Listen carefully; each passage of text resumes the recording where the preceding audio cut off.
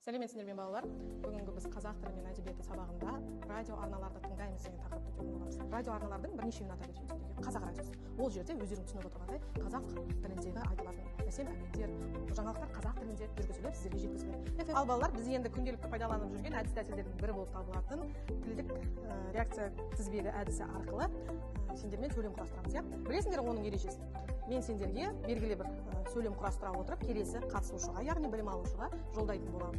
Сөйлемнің соңында тұрған сөзбен келесі білім алушы сөйлем құрау керек. Түсінікті ме? Ал бүгінгі тақырып радио арналарды тыңдаймын деген болғандықтан, Магомед, мен саған мен радио тыңдаймын деген сөйлем жолдаймын.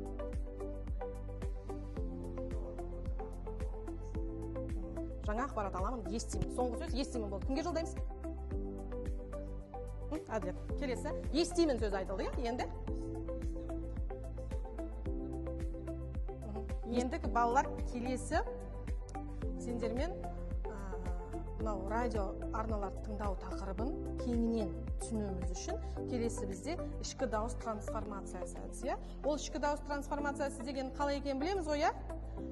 Мен кез келген сөзді айтамын, соған өздеріңнің аудармаларын жасай отырып, сендер сөйлем құрайсыңдар. Түсінікті ме? Ал жаңалықтар. Жаңалықтар болып жатыр. Тамаша, Рамис. Келесі сөз кітап.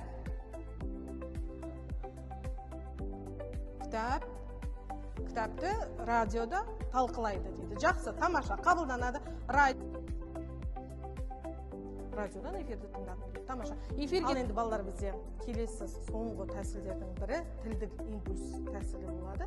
Тілдік импульс тәсілін білесіңдер, иә? 3 түрлі әрекетпен жүзеге асады. Шапалақ ұрамыз, қоңыраудың дыбысы шығады және соңында қайтадан шапалақ ұру арқылы сендер өздеріңнің көңіл-күйлеріңді білдіресіңдер, иә? Ал бірінші сигнал беріледі. 1, 2, 3. Уақыт бітті. Ал бірінші топтан кім сөйлем құрады екен? Рамис, тұра ғой. Бүгін радио туралы ақпарат білдім дейді. Тамаша, екінші топ. Әділет.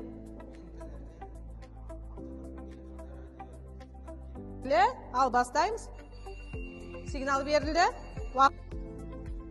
Бастаймыз. Кеттік. Жақсы. Екінші топ. Бүгін біздің радио арналарды тыңдаймын деген тақырыбымыз сабақта өттік. Сабағымыз өз мәресіне жетті. Сабақ аяқталды. Қатысқандарыңызға рахмет. Сау болыңыздар.